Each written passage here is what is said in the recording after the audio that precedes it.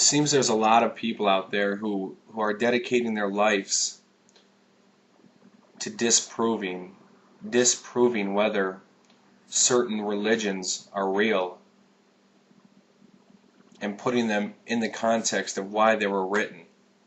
And I believe that if you dedicate your life to disproving something rather than communication and understanding why people believe the things that they do and why the systems of control and power that are set up to make people susceptible to the things that they believe, if we concentrate on disproving them, then we're never going to have time to find out and seek out what is really true.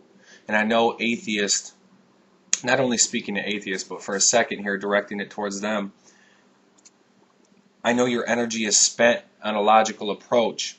And I struggle with, I don't believe I should label myself, because no matter if you label yourself with a religion, a religious title, a religious moniker, or the atheist moniker, or any type of label, I believe that detracts from your ability to be a sponge for the world around you and absorb things and come and arrive at truths.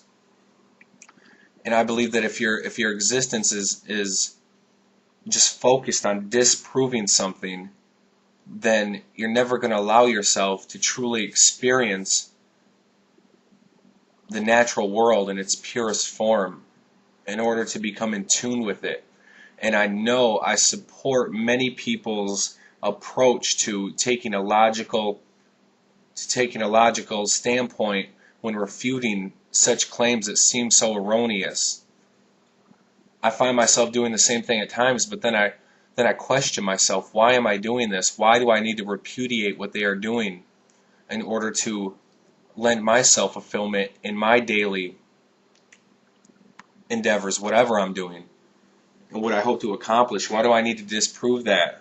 Now, I believe that it causes a hindrance, but it also faith inspires perceptual motivation and perceptual truths for the individual.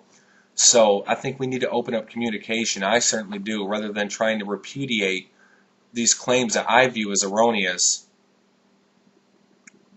I want to be susceptible to the natural world and allow myself to absorb everything around me in its natural and purest manner.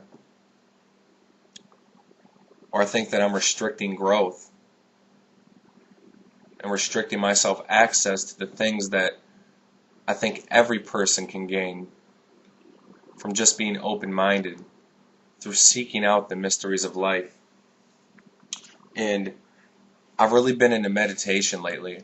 I think I've always been interested in going about things like this, but it's like it actually takes devotion to break down the systems of control that are so prevalent in the world that occupy the mind to not allow you to truly go deep in an introspective manner and allow your being to manifest. There's just so many obstacles and barriers to allowing that to come to fruition that it's an arduous task to experience this and to truly go deep into meditation and allow things to gradually seep to the surface, to understand the mind and to correlate this existence with everyone's, and in turn the existence of the natural world, and why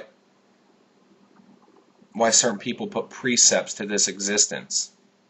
Why can't I just experience it? So there's so many schools of thought, and I think some are founded in lasting significance, but other are just due to fears, due to fear of the unknown. I believe a lot of theologies would be regarded as people venturing, aside from the system of control aspect, aside from controlling those who prescribe to the faith or the mythology, whatever you want to call it, there are certain underlying themes prevalent within these schools of thought, such as dealing with the fear of death. People, the unknown just instills so much fear, and it can give you motivation if you have something to look forward to after this life. And with these, I think it can give people some long-term gratification, that if they live a certain way now, that will correspond to an eternity spent in however they perceive the next life to be. But I believe that there is no separation between this life and the next. I believe that we're perhaps in different incarnates at that time, but I think that that which is has no birth or death. And once we realize this and we can correlate that with our own existence and break down the mind and break down all the peripheral details and truly focus on the true existence, then we can truly understand the nature of time, or the timeless, and the oneness that nature can provide.